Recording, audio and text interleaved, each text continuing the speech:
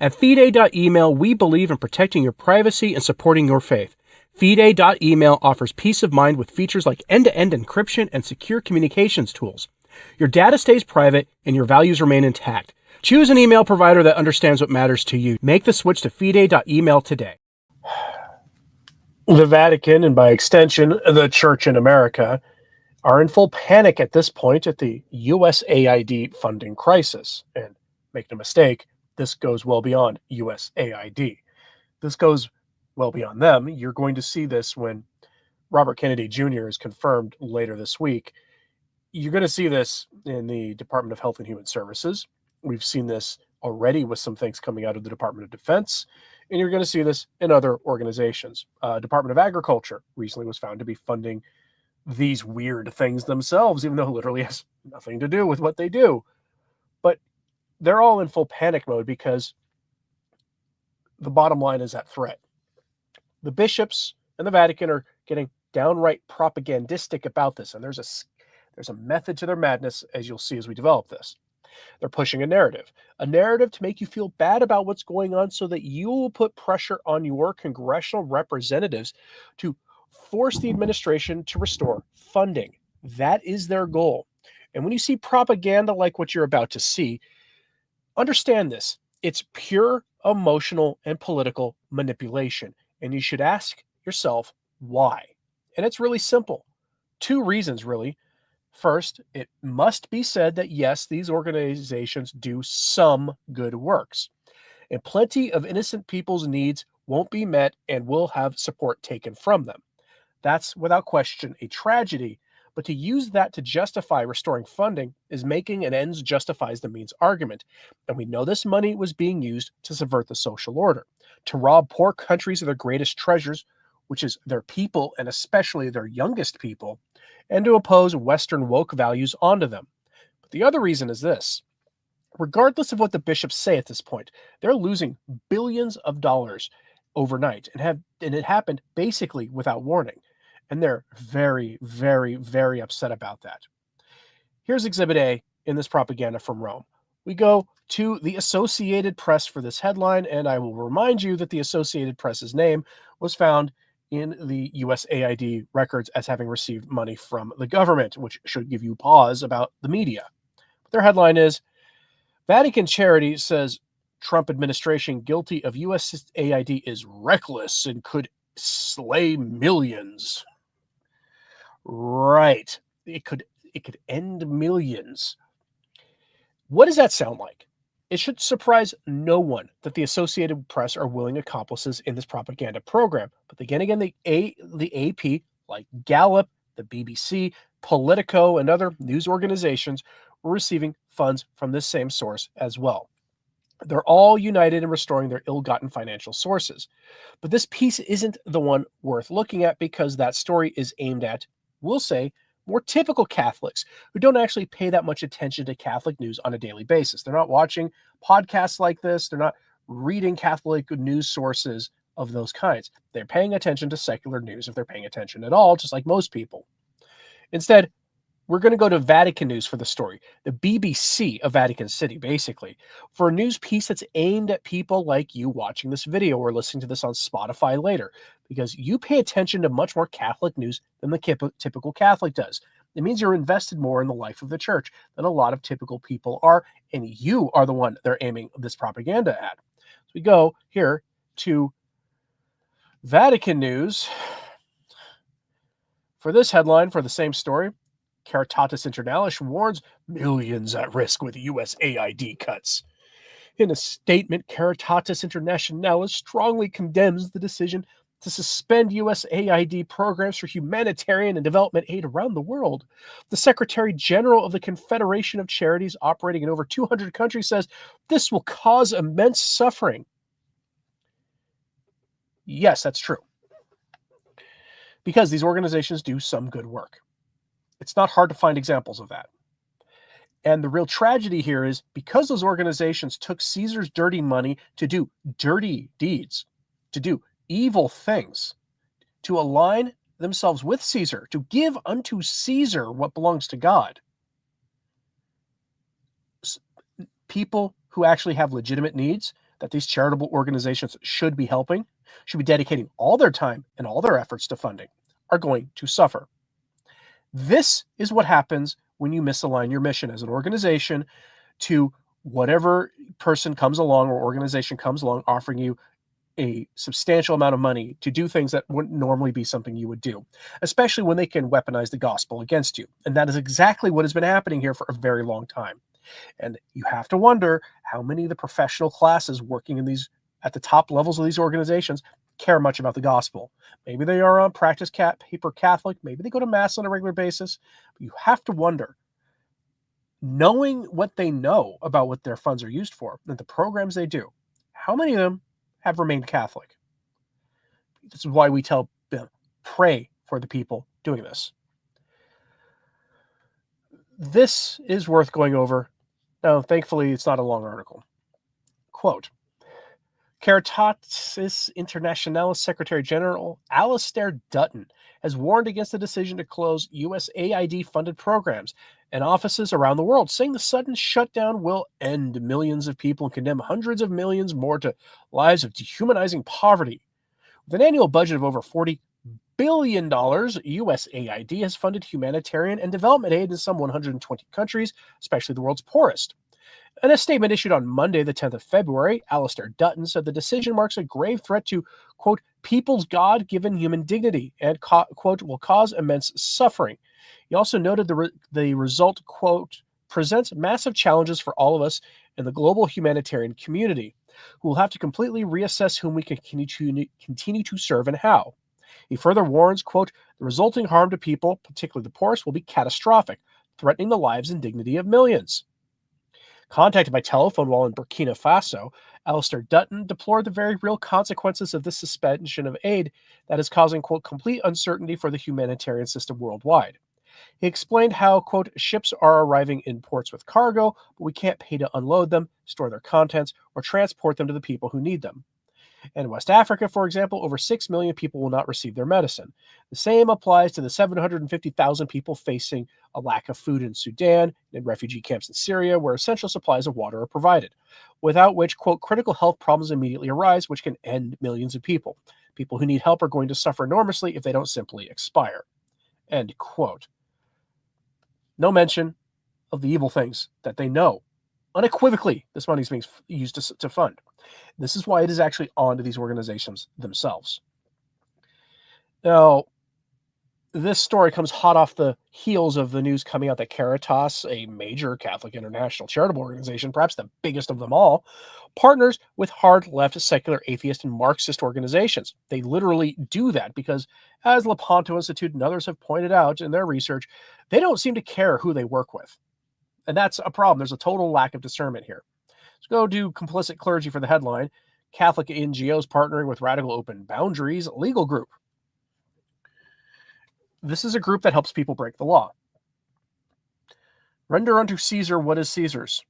And the church has said, since anybody bothered asking the question, that yes, Caesar has the right to determine who can and cannot enter his domain. The territory that he has responsibility for, Caesar has the right to determine who can and cannot enter it and who can and can be considered a part of his domain. That has always been the constant teaching of the church. Now, for whatever reason, that's up in the air because mass communications and the ability to travel from one place on the planet to another has made this a question for people. This is a radical organization that the Catholic Church should not be partnering with under any circumstances. But they do. And this gets really bad. From the article, quote, the Immigrant Legal Resource Center is one of the major nonprofits helping illicit entries avoid being expelled from the U.S. Check out their YouTube page to see examples of the types of advice being offered to the people in question. They are responsible for producing the infamous Red Card, advising the people in question of their rights and encouraging not to cooperate with the enforcement officers. The Red Cards are now being distributed by a number of Catholic organizations throughout the nation. A review of their 2023 federal tax return reveals that 20% of their grants were given to Catholic organizations. You see the Clinical National Office of Georgia, you see Catholic Charities of San Francisco, Catholic Charities of Santa Clara County, Catholic Charities of East Bay. This is just Bay Area and Southern California or Central California organizations, right? And that's just the tip of the iceberg. The top grant was given to none other than the U.S. Bishop's very own Catholic Legal Immigration Network, Incorporated, providing over $1.1 million. Yes, the U.S. Conference of Catholic Bishops, an organization of theirs.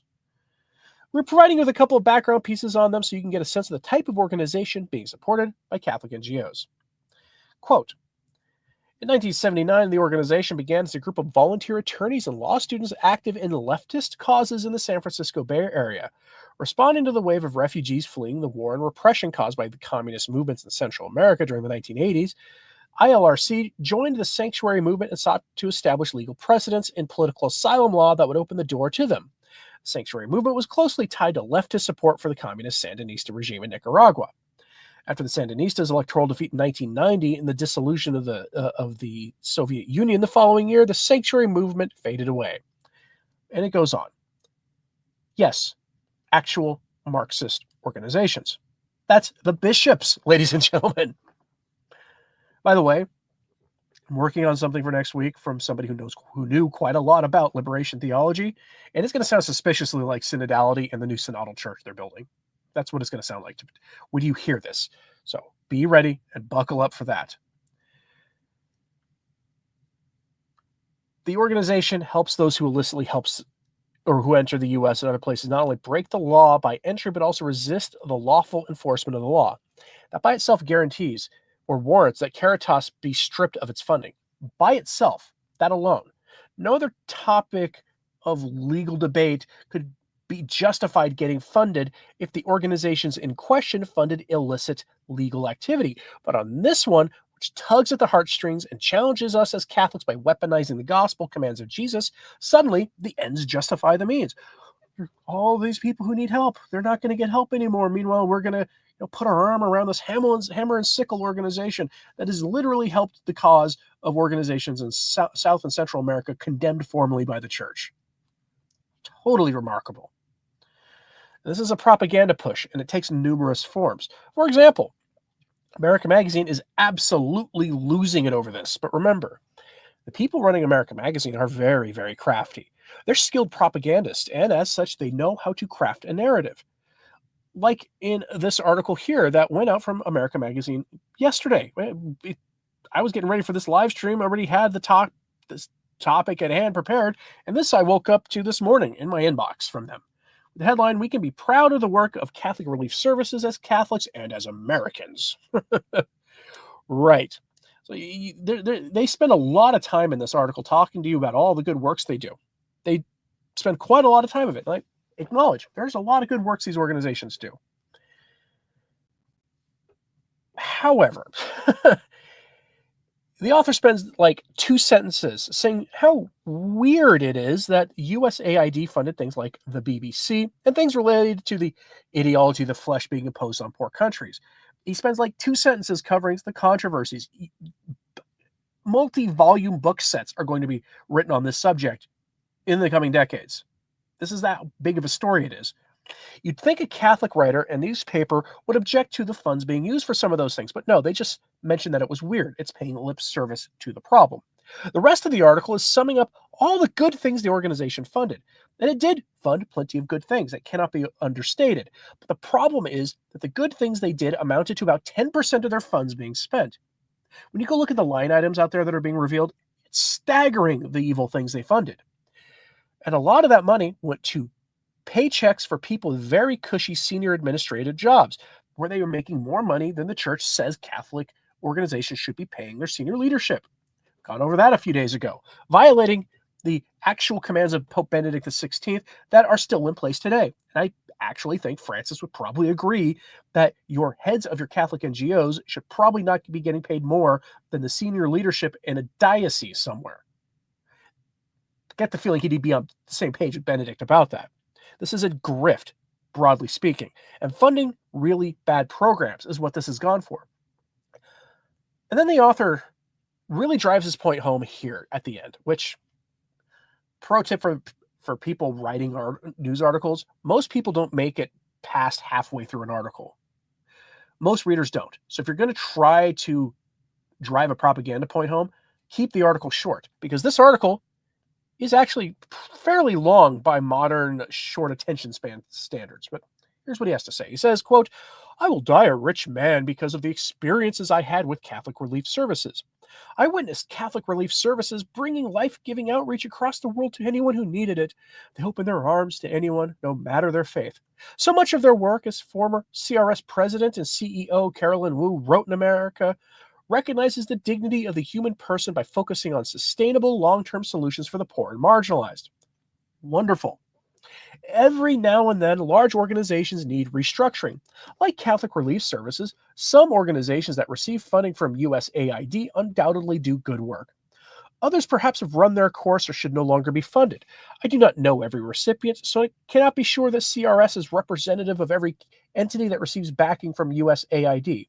But everything I've seen tells me that CRS is an organization we can be proud of as Catholics. Furthermore, their work is something we can be proud of as Americans. Whatever happens to USAID, the American spirit of generosity must continue to extend beyond our borders. End quote. Propaganda. That's what that is. There's a purpose to that propaganda. They want you to call your bishops. And they want your bishop want you to call your congressman. That's the point of it. See, he makes it sound like, that author makes it sound like the organizations here are doing sanctifying work. And to a degree, it is true. If a faithful Catholic is working for an organization like that and doing the on-the-ground, get your hands dirty work of helping the poor, you could probably find it to be a sanctifying process. I won't deny people that. But the article itself is propaganda. What you think of the poor housewives in the developing world? What you think of the children is basically the argument. Meanwhile, the myriad of abuses of tax funds is barely given lip service, and the real evils that USAID supported financially are not mentioned at all. No even passing reference to helping criminal groups harm the most vulnerable is mentioned, and that is one of the real things that happens. If you talk to the law enforcement who are at the boundaries down there, talking about the things they've seen, you would know that that's what's true. And a lot of those organizations get money directly from these Catholic organizations. Catholic organizations get their money mostly from the U.S. government. No mention of that. And the harm they are facilitating. Grave, evil harm they are facilitating. If you want to see the depths of those evils, I'll post a link to an interview that I watched yesterday. Thought I had it pulled up. Maybe I do. Yeah, I actually do. Here, let me show it to you. I watched this. It was on Benny Johnson's YouTube channel. He usually covers news from a pro-Trump perspective, but he had an interview yesterday, and it's about an hour and 14 minutes in, and he goes over in great detail. I was shocked that he actually had this on his channel. I will put a link in the live chat, and I will try to put one in the comments after this is over. Watch that. He goes into such detail. It's staggering. I can't even talk about the stuff he did. I will be surprised if Mr. Johnson ever clips that interview and puts it as a standalone video. I'll be shocked if he does that. But it's about an hour, 14 minutes in the link in the live chat, and try to remember to put it in the pinned comment here on YouTube and at the sources page of returntotradition.org after this is over. I highly, highly recommend you watch that interview. Just don't eat before you do. And I'm not even kidding. And he never mentions Catholic organizations, but he goes into the depths of what this money is used for. And Catholic organizations are without question involved in this. They're trying to foment a resistance to government action. And the next step for that has been revealed, though not by a Catholic organization, but by a Lutheran one that does the same work as Catholic organizations. So brace yourselves for this one, folks, because you're about to see lawsuits filed by probably the Catholic Church against the administration. This story broke yesterday from HIAS.org with the headline, "New Lawsuit Challenges Trump's Suspension of Refugee Resettlement Program and Freeze of Refugee Funding." This is a press release. They brought this in Seattle to an activist judge who will absolutely rule in their favor. This is part of a broader scheme to use the judiciary to stop the executive, which will force this issue to go to the Supreme Court, which will probably rule in the president's favor simply because it's blatantly unconstitutional for the lower courts to behave the way they have been behaving when it comes to all the executive orders. But that's what's happening on this front. The propaganda and law campaign has begun. And my prediction is this: if the public foolishly puts Democrats back in charge of Congress in 2026, then this sets the stage for a plausible excuse to impeach the president again. I don't know if they'll be able to gain power, and they certainly won't gain enough seats if they do to remove him. Given how historically unpopular they are, I kind of doubt it. I mean, literally, since the approval rating of political parties has been tracked, the Democrats' current approval rating is lower than it's ever been found to be. There's reasons for that. But this sets the stage for it. The propaganda campaign is meant to get their ill-gotten gains returned to them, and failing that, since they know that's probably not going to happen, to be used to impeach a popular, for the moment, president. By the way, if you haven't been aware, the public supports Trump on this issue, rather overwhelmingly, I might add. But you are seeing here a lawsuit that they are to force the money to be returned to them, and that's not going to happen under any circumstances. But that's what's happening here. It's a propaganda campaign. I've been sent several messages about things posted to bishops' websites now. A lot of language of calling your representative in Congress to put pressure on the administration to give them back their money. Their money. Won't you think of all the people harmed? That's what they're doing. Philip says, the court has made his decision, now let him enforce it. President Andrew Jackson said that. Not one of the better figures in American history, but one of the most influential. Dylan said, endorses Betty Johnson's great watch. Pray for the brave truth tellers also on this channel. Yes. Again, even if you never watch anything else he does, that interview, it will just really ground things in how bad it is. All right, folks. Let me know what you think about this in the comments. And if you don't see the link there, it means I forgot. So if you're watching this later, let me know in the comments what you think about that. Chester Marie says 31 trillion in debt. It's actually 36, almost 37. Guess that the bishops don't get it. Right. We don't know why the debt's so important. The principal driver of inflation is government spending. Inflation means you've inflated the amount of money in the market. That's what it means. And the more money there is, the less valuable it is. The U.S. government the laws on the books say the U.S. government has to pay all the interest on the debt as it accrues. And that is, as that debt grows, those interest payments are eating up more and more and more of the federal budget. At some point, there's a breaking point where nothing else can be done except pay the debt. Now, that breaking point will happen long before it gets there, because you have to have national defense. Oh, and what about all these entitlement programs? Those all have to be funded too. And so it's going to take radical movement to fix this problem. It's going to be painful. But if we don't, we're in a lot of trouble. And it's better to do it now before we pass the point of no return. Deficit spending is insane, says traditionalist Catholic. Well, there's also a moral question. Should you spend more money than you take in? I mean, yeah, you can make a case for credit cards and things, but should you spend more money than you take in? As a matter of course. And the answer to that should be, of course not. That's illogical. Our children, for you younger people, your children, your grandchildren are going to be the ones paying this debt down, without question. All right, folks. Thanks very much for tuning in today. Make sure to hit like if you haven't, and subscribe if you are new. And if you've ever thought about supporting the work of Return to Tradition, now's a great time to do it. Links in the description box below, or that join button. It does help keep these daily messages coming. Again, pray for the church. I'm Anthony Stine. Ave Maria.